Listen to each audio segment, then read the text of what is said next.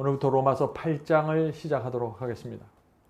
어떤 신학자가 이렇게 말했습니다. 성경에서 복음의 꽃은 로마서입니다. 그런데 로마서에서 가장 아름답고 분명한 복음의 꽃은 로마서 8장입니다. 성경이 모두 없어진다고 할지라도 로마서 8장만 있으면 우리는 구원받을 수 있습니다 하는 그런 말을 남겼습니다. 물론 이 말은 로마서 8장이 우리의 구원에서 그만큼 중요하다는 것이죠. 로마서 8장만 있으면 된다는 뜻은 아니죠. 자, 그런데 우리가 로마서 7장을 지난 시간에 배웠잖아요. 만약 로마서 7장이 있는데 로마서 8장이 없다면 어떻게 될까요? 아마 정말 많은 사람들이 바울의 복음에 대해서 굉장히 오해하고 혼돈에 빠질 것입니다.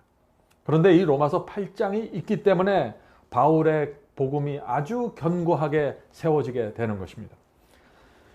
성도 여러분, 우리가 신앙을 하다가 죄를 범하게 되고 또 로마서 7장의 그 참담한 경험 가운데 들어갈 수도 있습니다.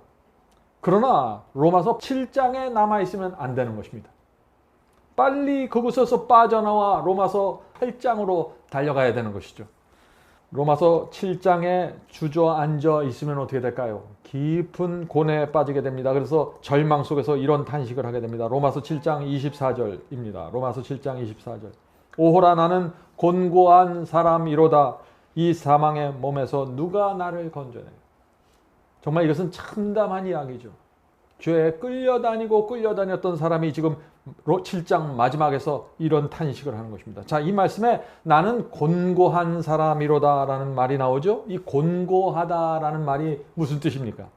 이것은 헬라어 원어를 보면은요, 참담하다, 비참하다 하는 뜻입니다.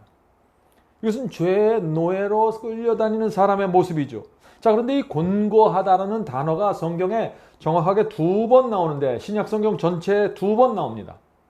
근데 한 번은 로마서 7장에 나오는 거고 나머지 또 한 번은 어디에서 나올까요? 그것은 라오디게아 교회에서 나오는 것입니다. 예수께서 라오디게아 교회를 영적 상태를 말씀하시면서 곤고하다라고 지금 표현하고 있는 것입니다. 자, 우리가 3장 16절과 17절에 그 말씀이 있죠.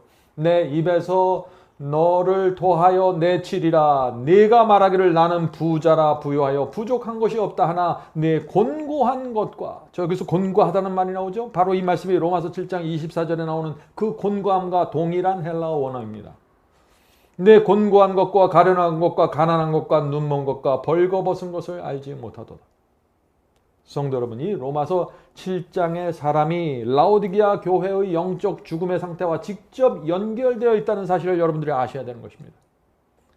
예수께서는 라오디게아 교회를 보면서 토해 내치고 싶다고 하셨습니다.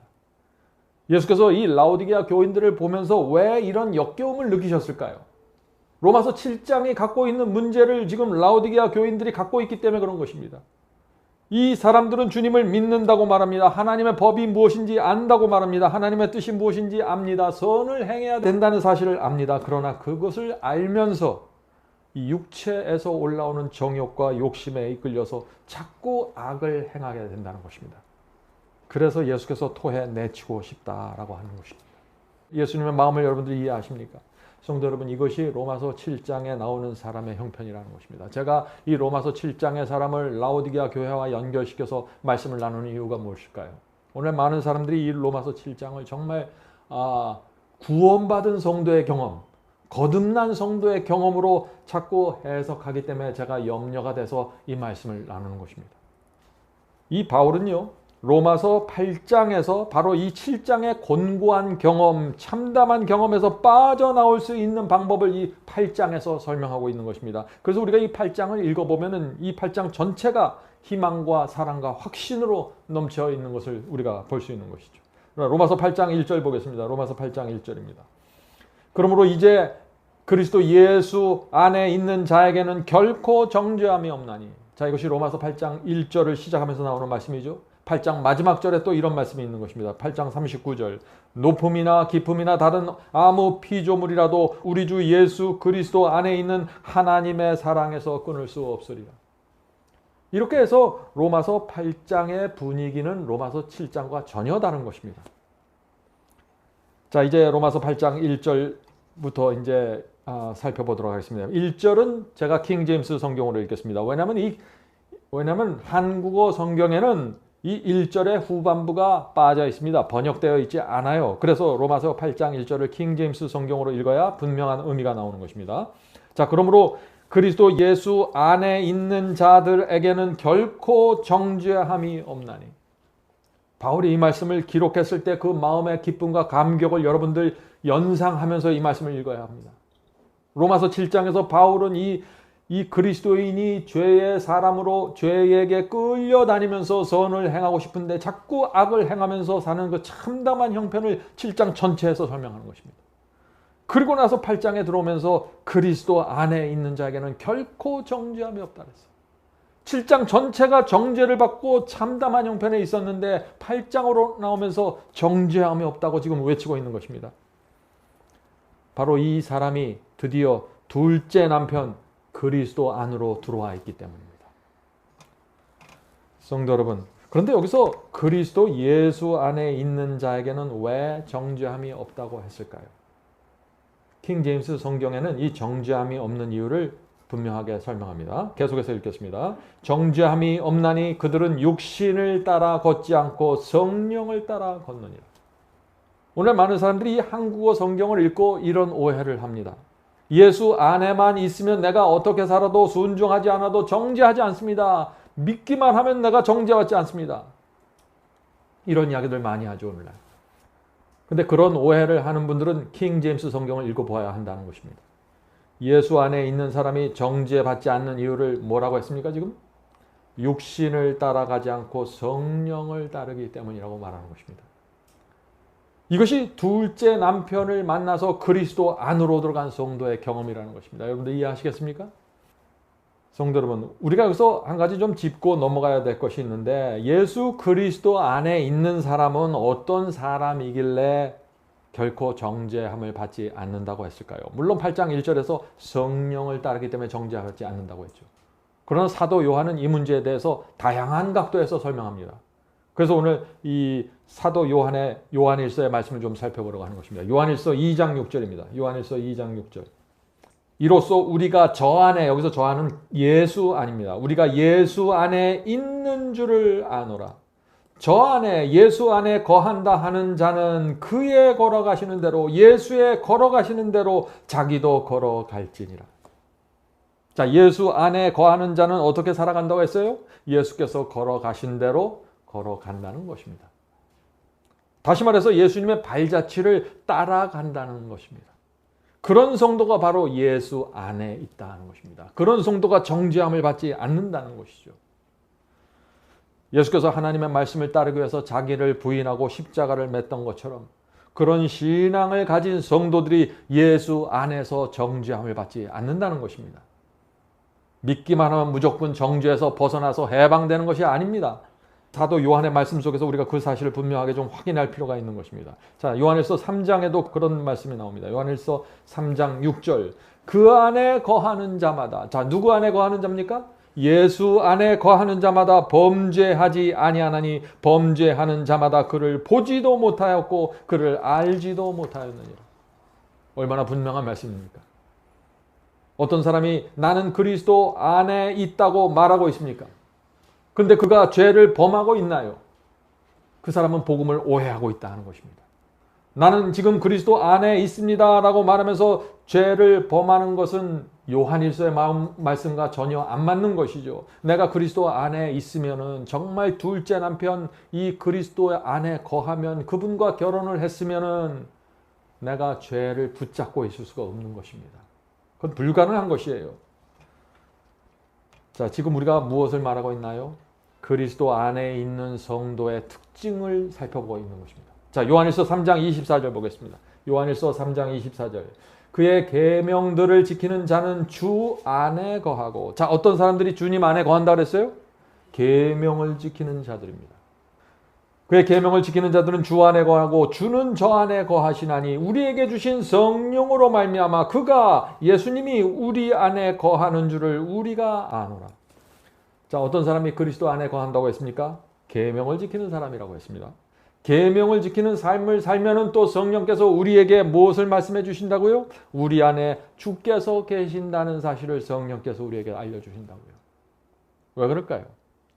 우리가 가책을 받지 않고 정죄를 받지 않고 마음이 자유롭기 때문에 성령께서 우리 속에서 그런 음성을 주시고 확신을 주신다는 것입니다.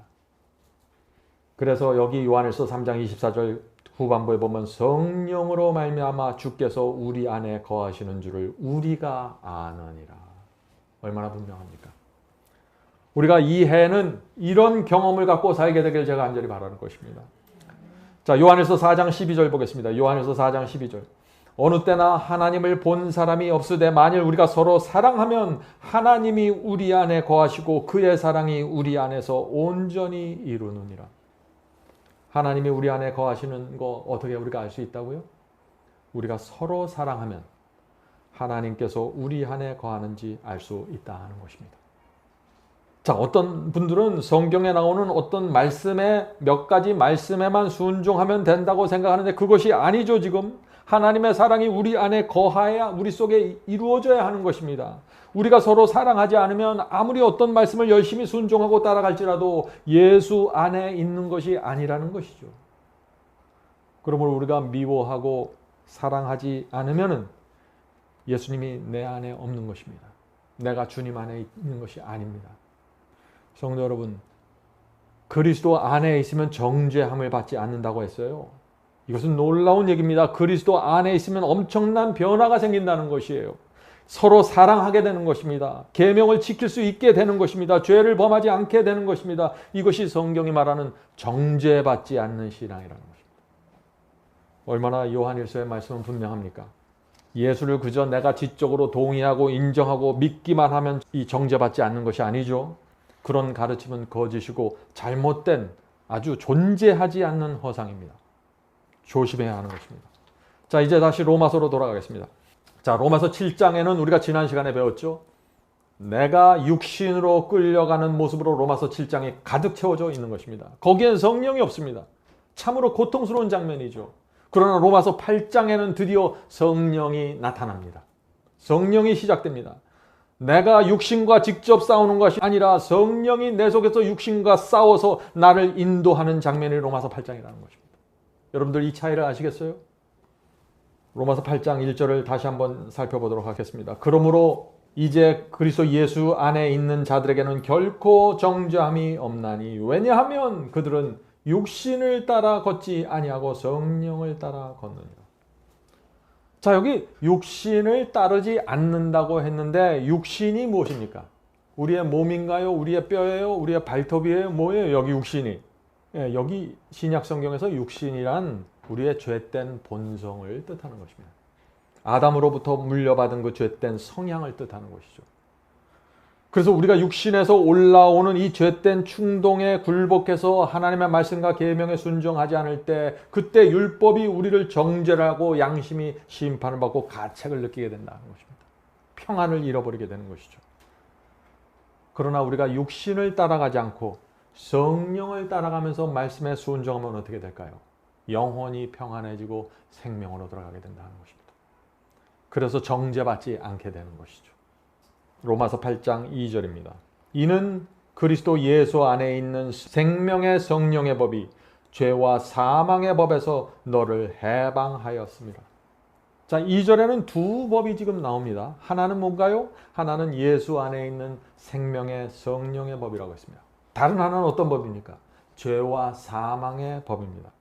그리스도 안에 있으면은 생명의 성령의 법으로 살게 되는 것입니다. 왜냐하면 성령을 따라가기 때문이죠. 그러나 우리가 그리스도 밖으로 나가면 어떻게 돼요? 어떤 법으로 살게 돼요? 죄와 사망의 법으로 살게 된다는 것입니다. 그래서 우리는 성령의 법으로 살든지 죄와 사망의 법으로 살든지 둘 중 하나를 선택할 수밖에 없다는 것입니다.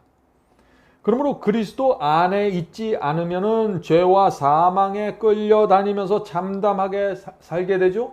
그런 사람들에게는 하나님의 십계명이 어떤 법이 돼요? 죄와 사망의 법이 된다는 것입니다. 십계명은 의로운 법입니다. 거룩한 법입니다. 선한 법입니다. 그러나 이 법이 이것을 순종하지 않는 사람에게는 죄와 사망의 법이 된다는 것입니다. 왜? 율법으로부터 정죄를 받기 때문에. 자, 그래서 우리가 로마서 7장에서 배운 것처럼 로마서 7장 10절에 이런 말씀이 있는 것입니다. 생명에 이르게 할 그 계명이 내게 대하여 도리어 사망에 이르게 하는 것이 되었도다. 이 말씀 이해하시겠죠? 계명은 순종하는 사람에게는 생명의 법이 되는 것입니다. 거짓말하지 말라는 계명이 정직한 사람에게는 사망을 선언할 수가 없는 것이에요. 그러나 십계명이 거짓말하고 있는 사람에게는 가서 정죄를 내리면서 사망의 법으로 세워지게 되는 것입니다. 그래서 사람들이 법을 피하려고 하는 것입니다. 율법을 피하려고 하는 것이에요.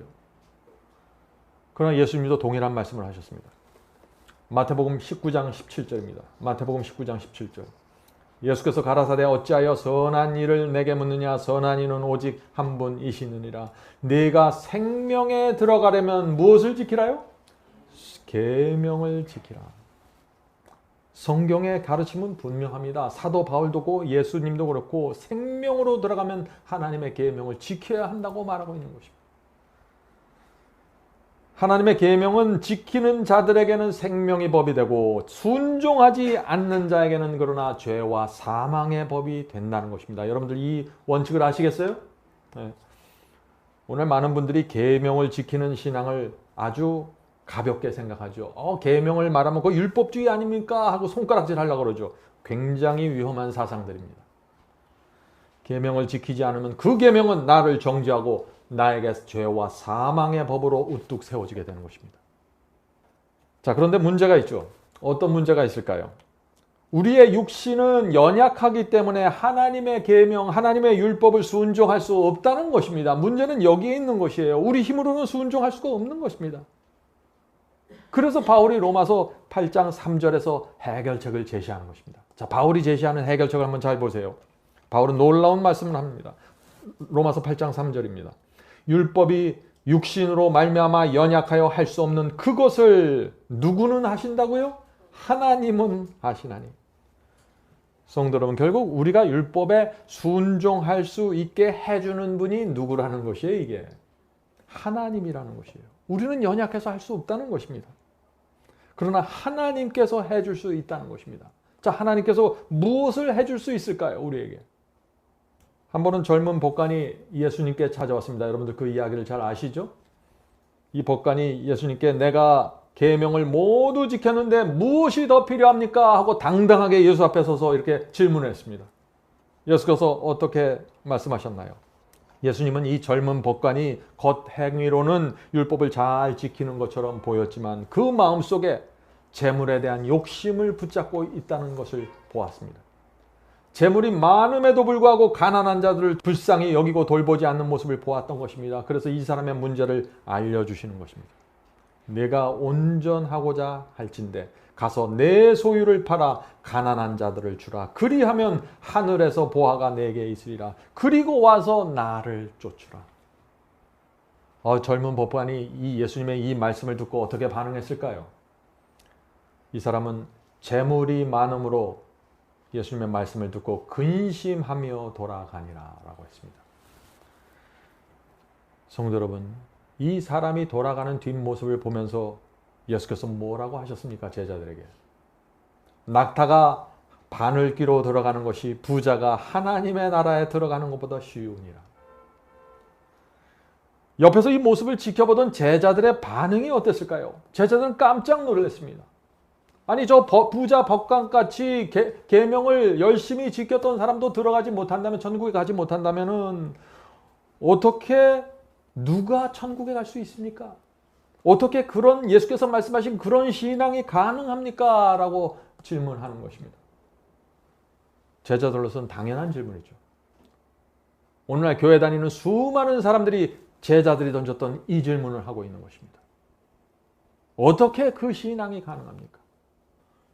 예수님의 대답을 들어보세요. 마태복음 19장 26절입니다. 마태복음 19장 26절. 가라사대 사람으로는 할 수 없으되 하나님으로서는 다 할 수 있느니라. 성도 여러분, 이것이 복음의 핵심입니다. 하나님께서 다 할 수 있다는 이 말씀을 이해하고 경험하는 사람들이 복음의 중심으로 들어가는 사람들이다 하는 것이죠. 성도 여러분, 우리는 몸과 마음과 뜻과 정성을 다해서 하나님께 충성하고 이웃을 사랑할 수 없는 사람입니다. 우리는 그렇게 태어났습니다. 그러나 하나님께서 우리에게 그렇게 살 수 있는 능력을 주시겠다는 것입니다. 그렇게 변화시켜 주시겠다는 것입니다. 이것은 하나님의 약속이에요. 내 속에 아무리 들여봐도 내 속에는 그런 것이 없는 것입니다. 자, 하나님께서 우리에게 도대체 무엇을 해주길래 다 해주겠다고 말씀하실까요? 우리에게 새 마음을 주시는 것입니다. 거듭난 마음을 주시는 것입니다. 우리의 마음판에 하나님의 말씀과 계명에 순종하고자 하는 소원을 새겨주시는 것입니다. 이것이 바로 하나님께서 우리에게 해주시는 부분입니다. 자, 그러면 우리가 아무것도 안 해도 될까요? 우리가 해야 될 몫이 있습니다. 해야 될 부분이 있는 것이에요. 성령께서 우리 마음에 호소하실 때 굴복하고 따라가는 것입니다. 로마서 7장의 사람도 육신이 연약해서 죄에 끌려다닌 것입니다. 그러나 그 사람도 하나님의 도우심을 받아서 그 마음이 거듭나면은 생명으로 나올 수 있고 성령을 따라서 순종할 수 있다는 것입니다. 자, 바울은 육신이 연약하다고 할지라도 하나님께서 순종하고 하나님께 순종하고 죄를 승리할 수 있는 증거를 지금 말하고 있죠. 증거를 제시하고 있는 것입니다. 그런데 무엇을 제시하고 있는 것이에요? 인간의 몸으로 이 땅에 오신 그리스도께서 승리하셨다는 사실을 지적하면서 우리도 승리할 수 있어 라고 지금 논리를 피고 있는 것이죠. 자, 로마서 8장 3절을 읽어보겠습니다. 로마서 8장 3절을 다시 읽겠습니다. 율법이 육신으로 말미암아 연약하여 할 수 없는 그것을 하나님은 하시나니 하나님께서 우리에게 새 마음을 주시고 거듭남을 주신다는 것입니다. 자, 이 말씀은 나중에 다시 한번 좀 살펴보도록 하겠습니다. 하나님은 하시나니 곧 죄를 인하여 자기 아들이란 하나님의 아들 그리스도를 말하는 것이죠. 그리스도를 죄 있는 육신의 모양으로 보내요. 자, 그리스도를 어떻게 보냈어요? 그리스도를 우리처럼 죄 있는 육신의 모양으로 보내주셨다는 것입니다. 이 땅에. 이것이 성육신이죠. 죄 있는 육신의 모양으로 보내어 육신의 죄를 정죄하사. 자, 이 말씀은 무슨 뜻입니까? 하나님의 아들 그리스도를 죄 있는 육신의 모양으로 이 땅에 보내셨다는 뜻이죠. 다시 말해서 우리처럼 연약한 육신을 취하신 그리스도께서 이 땅에 살면서 순종하시지 않았니? 이 땅에 살면서 계명에 순종하지 않았니? 예수께서 이 땅에 살면서 율법의 요구를 이루지 않았니? 라고 말씀하시는 것입니다. 라고 바울이 말씀하고 있는 것입니다. 그러므로 우리도 연약한 육신을 가진 우리도 예수님의 발자취를 따라갈 수 있는 거야 라고 말하고 있는 것입니다. 예수께서 성령과 연결되었던 것처럼 우리도 성령과 연결되면 죄에서 해방될 수 있어. 죄를 용서받을 수 있고 죄를 버릴 수 있어. 그 말씀을 하신다는 것입니다. 자, 바울이 그리스도의 성육신을 말하는 이유를 여러분들 이해하시겠죠, 이제? 예수께서 우리와 같은 몸을 취하시고 이 땅에 오셔서 직접 유혹을 받으시고 유혹을 받은 척 하는 것이 아니에요. 실제적으로 유혹을 받으셨어요. 죄를 이기는 모범을 보여주셨다는 것입니다. 성도 여러분, 지금 바울이 무엇을 얘기하는 것을 이해하셔야 돼요. 많은 사람들이 로마서 8장 3절에 와서 갑자기 예수님의 육신에 대해서 얘기하고 성육신을 얘기하니까 왜 자꾸 이 장면이 여기에 나옵니까? 하는 질문을 하는데 모본, 예수께서 우리의 모본이라는 사실을 지금 말하고 있는 것이죠. 예수께서 우리에게 모본을 보여주시기 때문에 우리도 육신을 따라 걷지 않고 성령을 따라 걸을 수 있다 하는 것입니다. 이것이 믿음입니다. 믿음으로 가는 것이죠. 오늘 많은 사람들이 십자가가 중요하다고 하죠. 십자가만 바라보라고 말합니다. 그것은 맞습니다. 그러나 십자가만 중요한 것이 아니에요. 예수께서 십자가에 달리신 것은 단지 몇 시간이에요. 예수께서 태어나시고 이 땅에 사셨던 34년 반 동안의 생애는 어떻게 사셨는가가 중요한 것입니다. 어떻게 그분께서 유혹을 받으시고 어떻게 죄를 이기고 어떻게 죄를 버렸는지 유혹에 어떻게 저항했는지 그분의 생애를 우리가 알아야 되는 것입니다. 그래야만 그리스도께서 우리의 모본으로 확고하게 세워지는 것입니다. 성도 여러분, 제가 오늘 꼭 부탁드리고 싶은 말씀이 이것입니다. 예수님은 여러분의 모본이십니다. 이 사실이, 이 진리가 여러분의 마음에 확고하게 세워져야 되는 것입니다. 그래야만 유혹이 올 때 나의 구세주 예수께서 가신 그 길을 내가 가겠다 하는 믿음이 나오는 것입니다. 모본을 따라가야 되는 것이죠. 예수께서 우리 마음속에 확고한 모본이 되지 않으면 여러분은 아주 쉽게 쓰러지게 될 것입니다. 죄에 대한 수많은 핑계를 갖고 이 세상을 살아가게 될 것이에요. 자, 죄에 대한 해방을 말할 때 꼭 짚고 넘어가야 될 것이 있는데 그것이 무엇일까요? 그것은 사랑입니다. 예수께서 사랑 때문에 이 땅에 오셨고 사랑을 품고서 이 세상을 살으셨습니다. 그러므로 우리도 우리 마음에 사랑을 품고 살아야 하는 것입니다. 그래야만 우리가 주님께 순종할 수 있고 그분이 가신 길을 따라갈 수 있는 것이죠. 단지 몇 가지 계명, 몇 가지 말씀만을 붙잡고 쫓아가려고 애를 쓰는 것이 아닙니다. 그것은 신앙이 아니에요. 그것은 율법주의고 바리새주의로 빠질 수 있는 길이죠. 사랑이 있어야 합니다. 그래야 율법의 요구가 이루어지는 것입니다. 로마서 13장 8절부터 10절. 로마서 13장 8절부터 10절. 피차 사랑의 빛 외에는 아무에게든지 아무 빛도 지지 말라. 남을 사랑하는 자는 율법을 다 이루었느니라. 사랑은 이웃에게 악을 행치 아니하나니 그러므로 사랑은 율법의 완성이니라. 성도 여러분, 사랑은 율법을 폐하거나 무시하는 것이 아닙니다. 사랑은 율법을 세우는 것입니다. 완성시키는 것입니다. 그러므로 사랑이 없는 상태에서는 율법의 문자만 따라가게 된다는 것입니다. 자, 이제 다시 로마서로 돌아가겠습니다.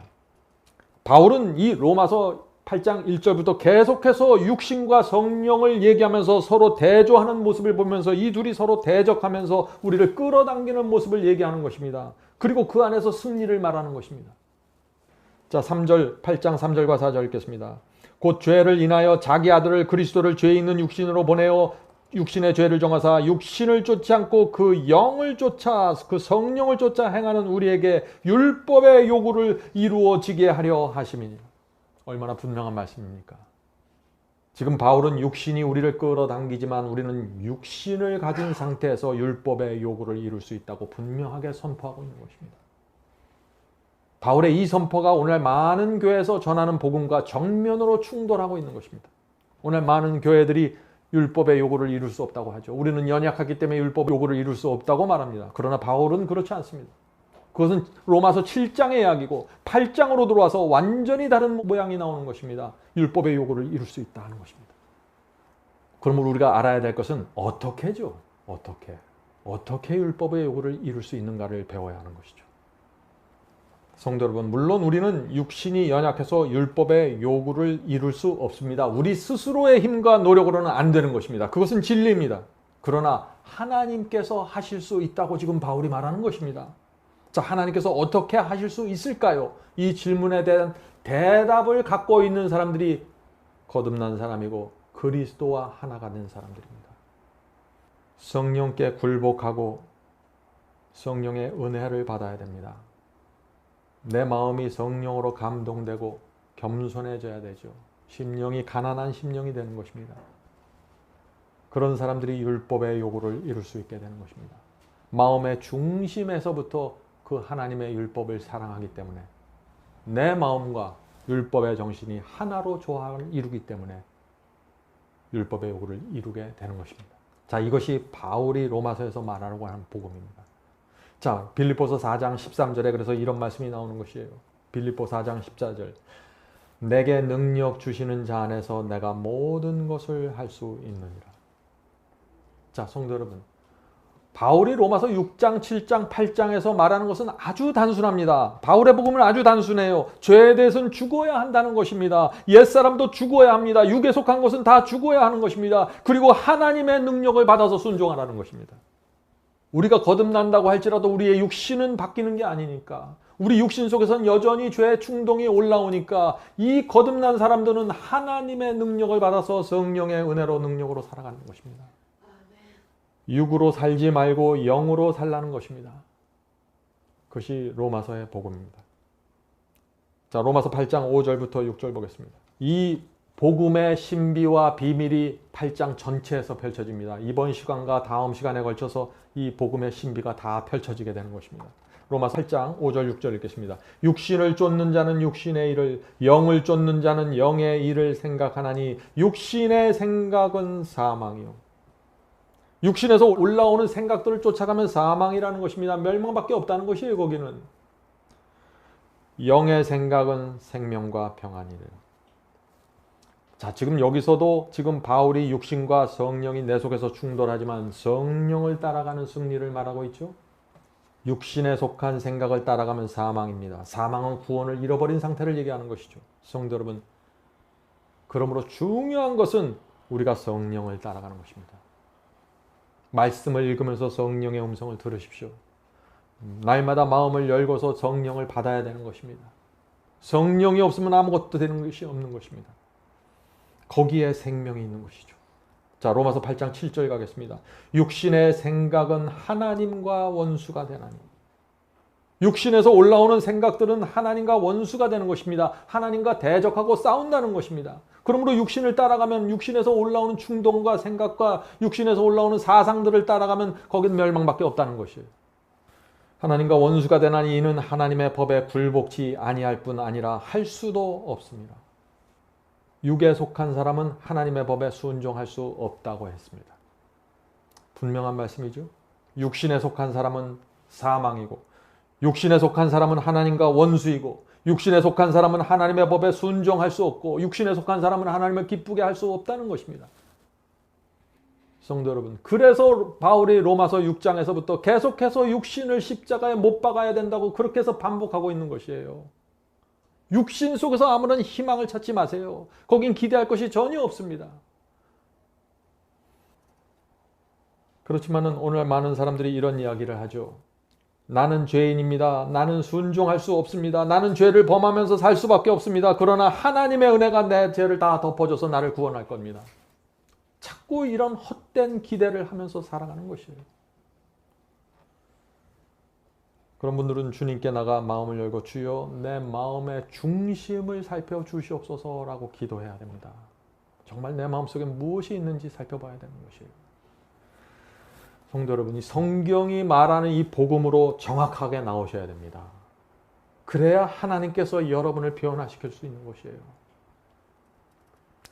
육신에서 올라오는 욕망과 죄된 생각을 따라가는 사람들은 하나님을 결코 기쁘게 할 수 없다고 했어요. 자, 로마서 8장 8절에 그 말씀이 있죠. 육신에 있는 자들은 하나님을 기쁘시게 할 수 없느니라.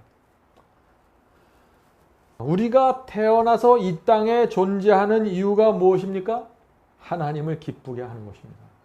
하나님께서 왜 우리를 창조하셨나요? 하나님께서 기쁘기 원하시고 하나님께서 영광을 받으시기 위해서 우리를 창조하신 것이에요. 그런데 오늘날 많은 분들은 내가 어떻게든지 하나님을 이용해서 내가 원하는 것을 얻으려고 하죠. 내 기쁨과 만족을 위해서 예배를 이용합니다. 내 만족을 위해서 방언을 이용하고요. 내 만족을 위해서 내가 기쁘게 되기 위해서 주님을 믿는 것입니다. 예배에서 사용되는 음악도 나를 기쁘게 해야 돼요. 완전히 뒤바뀌어 있는 것입니다. 지금 하나님을 기쁘게 하기 위해서 살아가야 되는 것입니다. 이것이 그리스도인이 존재하는 이유이고 목적이다 하는 것이죠. 자, 그런데 문제가 있습니다. 어떤 문제가 있을까요? 우리는 하나님을 기쁘게 할 수 없는 존재로 태어난다는 것입니다. 제가 계속해서 반복해서 얘기하죠. 하나님께서 처음 인간을 만드셨을 때는 물론 자유의지를 주셨고 선을 택하고 순종할 수 있도록 만드셨어요. 순종과 선을 행하는 일은 아담과 하와에게서 아주 자연스러운 것이었습니다. 그래서 그들의 삶은 하나님께 큰 기쁨을 드리는 삶이었어요. 그런데 아담이 죄를 범한 후에 엄청난 변화가 생겼습니다. 순종을 마음대로 할 수 없는 것입니다. 마음은 선을 원하지만 자꾸 악을 행하게 되는 것입니다. 타락한 본성을 갖게 되었다는 것이죠. 도무지 하나님을 기쁘게 할 수 없는 그런 상태로 태어난 것입니다. 모든 인류는 말이죠. 이 상태로는 절망이고 멸망이에요. 그래서 하나님께서 이 아담과 하와가 죄를 범한 이후 즉시 개입하셔서 이 아담의 후손으로 태어나는 모든 사람들에게 인류에게 놀라운 약속을 주시는 것입니다. 그것이 창세기 3장의 복음입니다. 자, 그 말씀을 읽어보죠. 창세기 3장 15절입니다. 창세기 3장 15절. 하나님께서 사탄에게 하는 말씀이죠. 내가 너로 여자와 원수가 되게 하고. 자, 여기서 여자는 누군가요? 여기서 여자는 교회를 뜻하는 것이고 하나님을 믿는 백성을 뜻하는 것입니다. 자, 내가 너로 여자와 원수가 되게 하고. 지금 사탄에게 하나님이 말하는 것이에요. 내가 너 사탄은 앞으로 하나님의 백성 이 여자와 교회와 원수가 되게 될 것이야 라고 말하는 것입니다. 자, 그런데 이 원수라는 단어가 영어로 보면 enmity입니다. enmity는 적개심이라는 뜻이죠. 다시 말해서 이 하나님을 따르는 백성들의 마음속에 하나님께서 적개심을 주겠다는 것입니다. 그래서 사탄과 원수가 되게 만들어 주겠다는 것이에요. 이것이 하나님께서 우리를 위해서 해주시는 일입니다. 여자와 원수가 되게 하고 너의 후손도, 지금 사탄의 후손, 뱀의 후손을 얘기하는 것입니다. 너의 후손도 여자의 후손과 원수가 되게 하리라. 성도 여러분, 여기 두 무리가 나옵니다. 한 무리는 여자의 후손입니다. 마음의 적개심, 사탄에 대한 적개심을 품고 있는 하나님의 백성이죠. 또 다른 무리가 있는데 뱀의 후손, 사탄의 후손입니다. 저와 여러분은 반드시 여자의 후손에 들어가야 되는 것입니다. 하나님께서 이 사탄에게 여자와 원수가 되겠다고 했죠. 이 말씀이 무슨 뜻입니까? 아까 제가 설명드렸죠. 하나님께서 이 성도들의 마음속에 사탄에 대한 적개심을 넣어주시겠다는 것입니다. 이것은 하나님의 약속입니다. 하나님의 이 약속, 하나님께서 이 약속을 지키지 않으면요, 아무도 구원받을 자가 없어요. 그러면 하나님께서 심판하실 수도 없는 것이에요. 하나님은 무조건 이 약속을 지키셔야 되는 것입니다. 그러므로 우리는 하나님의 약속에 대해서는 염려하지 마세요. 이것은 무조건 지켜야 되는 약속이기 때문에. 이 약속이 성취되는 백성이 여자의 후손이다 하는 것입니다. 사람이 그런데 아담에게 물려받은 그 본성 그대로 살아가면 이기적이고 악하게 살죠. 이 사람들은 사단과 원수가 되는 게 아니라 누구와 원수가 돼요? 하나님과 원수가 되는 것이에요. 하나님을 기쁘게 할 수 없는 사람으로 남게 되는 것이에요. 바로 이런 사람들이 뱀의 후손이 되는 것입니다. 그래서 이 성경의 이야기, 구약성경, 신약성경, 또 기독교 역사 모두 동일한 얘기입니다. 여자의 후손과 뱀의 후손이 싸우는 전쟁 이야기예요. 다윗과 사울의 이야기 마찬가지입니다. 교회 안에도 마찬가지예요. 똑같은 교회 안에 여자의 후손이 있고 뱀의 후손이 있는 것입니다. 이 둘이 보이지 않는 영적 투쟁을 하고 있는 것이에요. 예수께서는 이것을 알곡과 가라질의 투쟁이라고 말씀하셨죠. 가정 안에도 마찬가지입니다. 가정 안에 두 후손이 있습니다. 뱀의 후손과 여자의 후손. 그래서 가정 안에서 영적인 투쟁이 생기는 것이죠. 자, 이제 우리가 가장 중요한 질문으로 들어가야겠죠. 하나님께서는 어떻게 우리 마음속에 사탄에 대한 적개심을 만들어 주실까요? 회개입니다. 거듭남입니다. 회개와 거듭남을 통해서 우리 마음속에 적개심을 새겨주시는 것입니다. 우리가 그리스도 앞에 나가서 피 흘리며 죽는 그 그리스도의 모습을 보면 사탄에 대한 증오심이 생기게 된다는 것이에요.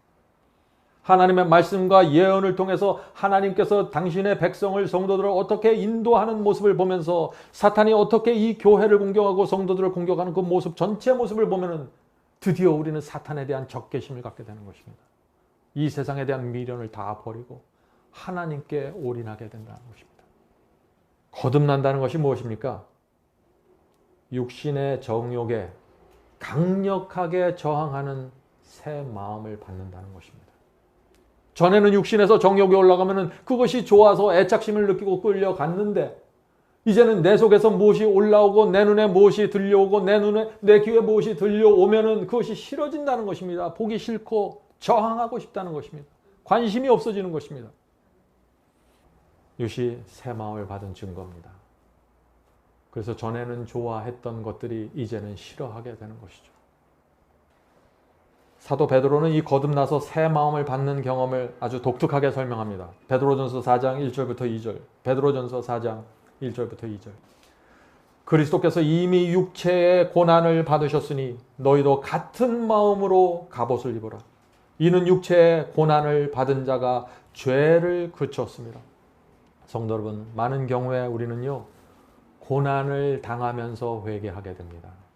행복하고 모든 것이 잘 돌아갈 때는 회개하지 않게 돼요. 내가 잘나서 사는 줄 알죠. 그러나 고난이 찾아오면 모든 것은 하나님의 은혜라는 사실을 알게 되는 것입니다. 회개하게 되는 것이죠.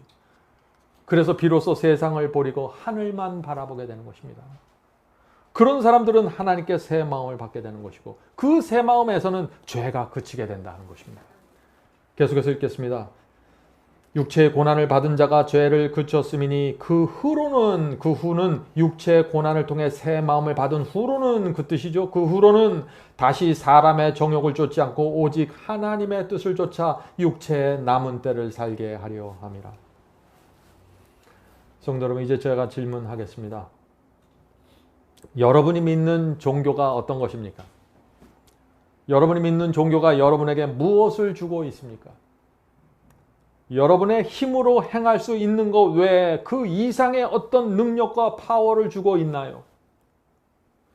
종교가 우리의 힘과 능력 이상의 것을 줄 수 없고 단지 내 능력과 내 힘으로만 이 세상을 살아가야 된다면 종교가 무슨 소용이 있겠습니까?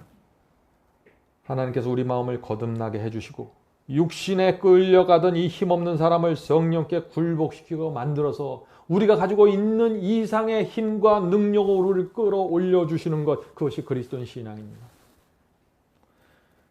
억지로 하는 것이 아닙니다.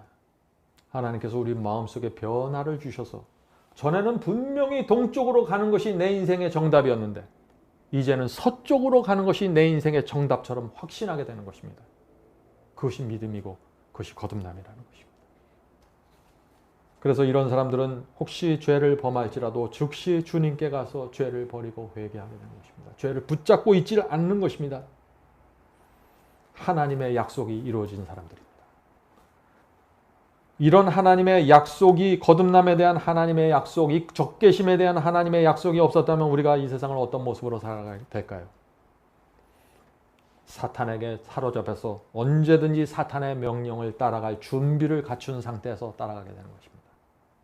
성도 여러분, 저는 오래전에 제가 이 경험을 참담하게 한 적이 있습니다. 교회를 다니고 예배를 드리고 기도를 했습니다. 조용한 시간에 혼자 있을 때는 자꾸 유혹에 빠지고 끌려가는 것입니다. 전혀 무기력하게 말이죠. 그래서 그게 너무 싫었던 것입니다. 그래서 이 로마서 8장의 이 경험이 그렇게 간절했던 것입니다. 하나님의 약속이 내 속에서 이루어져야 사탄에 대한 적개심을 갖게 되고 세상을 미워하게 되고 악하고 더러운 것이 싫어지게 된다는 것입니다. 싫으니까 안 하는 것입니다. 구원 받으려고 하는 것이 아니라 지옥 가지 않으려고 하는 것이 아니라 내가 그것을 싫으니까 안 하는 것이에요. 그래서 율법의 요구가 이루어지게 되는 것입니다. 자연히. 그런데 이 적개심은요, 저와 여러분이 주님께 나가 날마다 받아야 하는 것입니다. 한 번 적개심을 받으면 끝나는 것이 아니에요. 그래서 사도 바울도 나도 날마다 죽노라고 말하는 것입니다. 적개심을 받기 원하는 바울의 소원이죠. 그래서 날마다 아침마다 이 적개심을 받기 위해서 성경을 읽는 것입니다. 기도하는 것입니다. 찬송을 부르는 것이에요. 죄와 유혹 속에 유혹이 나에게 가까울 때 왜 우리가 찬송을 불러야 하나요? 적개심을 받기 원하는 것입니다. 여러분은 세상을 미워하고 죄를 싫어하는 마음을 받으셨습니까? 적개심을 받은 것입니다. 세상에 관심이 없고 하늘을 사모하는 마음을 받으셨나요? 적개심을 받은 것입니다. 하나님께서 역사하신 것입니다. 그리스도인에게 이 기적이 이루어지기 때문에 우리가 기쁨과 확신으로 주님을 따라간다 하는 것입니다. 자, 이제 마지막으로 9절을 보겠습니다. 9절입니다. 여기서도 바울은 이 성령과 육신이 대적하는 장면을 또 말합니다. 로마서 8장 9절입니다. 만일 너희 속에 하나님의 영이 성령이 거하시면 너희가 육신에 있지 아니하고 영에 있나니 누구든지 그리스도의 영이 없으면 누구의 사람이요? 그리스도의 사람이 아니라. 자, 성도 여러분, 거듭난 사람의 마음에는 그리스도의 영, 성령께서 임재한다고 지금 말하고 있는 것입니다.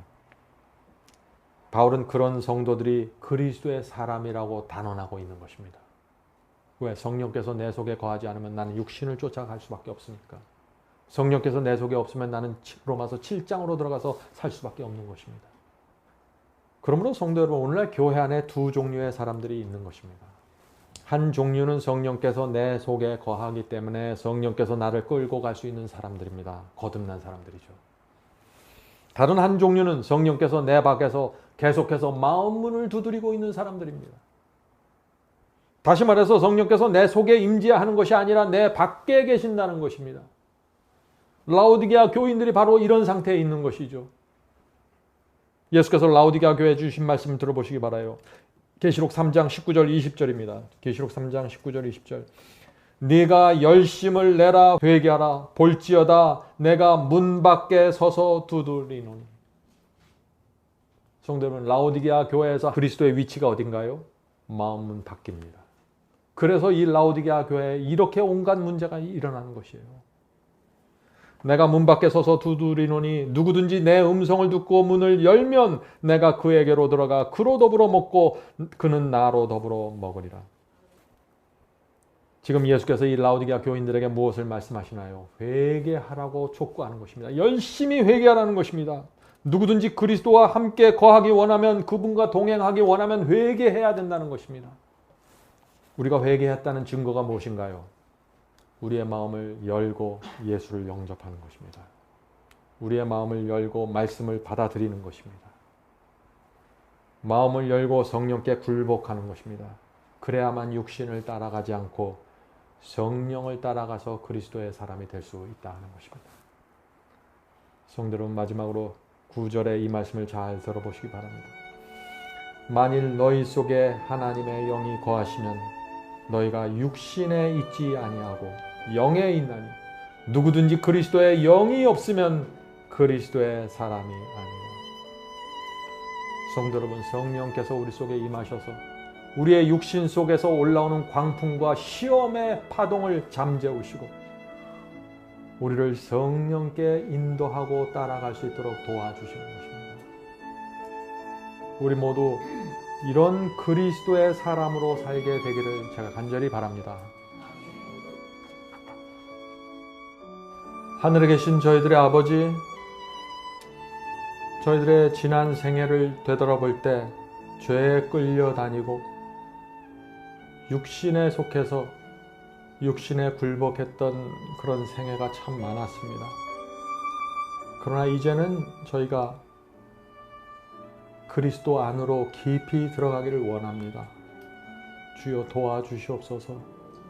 성령께서 저희 속에 들어오셔서 시험의 광풍을 물리치시고 육신의 정욕을 가라앉히시고 하나님의 말씀에 순종하고 가는 그 영혼의 평안을 맛보게 도와주시옵소서. 이 세상에 있는 모든 세상 재미와 쾌락과 이 모든 것들이 일시적이라는 사실을 우리가 깨달아 알 수 있도록 도와주시옵소서. 우리가 영원한 것, 흔들리지 않는 것, 끝까지 남아있는 것을 붙잡고 살 수 있게 도와주시옵소서. 하늘에 계신 아버지, 저의 마음속에 사탄과 세상에 대한 적개심이 필요합니다. 강력하게 저항할 수 있는 새 마음을 허락해 주시옵소서. 날마다 이 마음을 받는 경험하면서 살 수 있게 도와주시옵소서. 주여, 이곳에 있는 성도들 주님을 따라가기를 원합니다. 간절한 소원으로 지금 말씀을 받고 있사오니 주여 불쌍히 여겨주시고 주 앞으로 이끌어 주시옵소서. 둘째 남편 그리스도를 만나서 영원한 행복으로 들어갈 수 있도록 도와주시옵소서. 예수님의 이름으로 간절하게 기도드립니다. 아멘.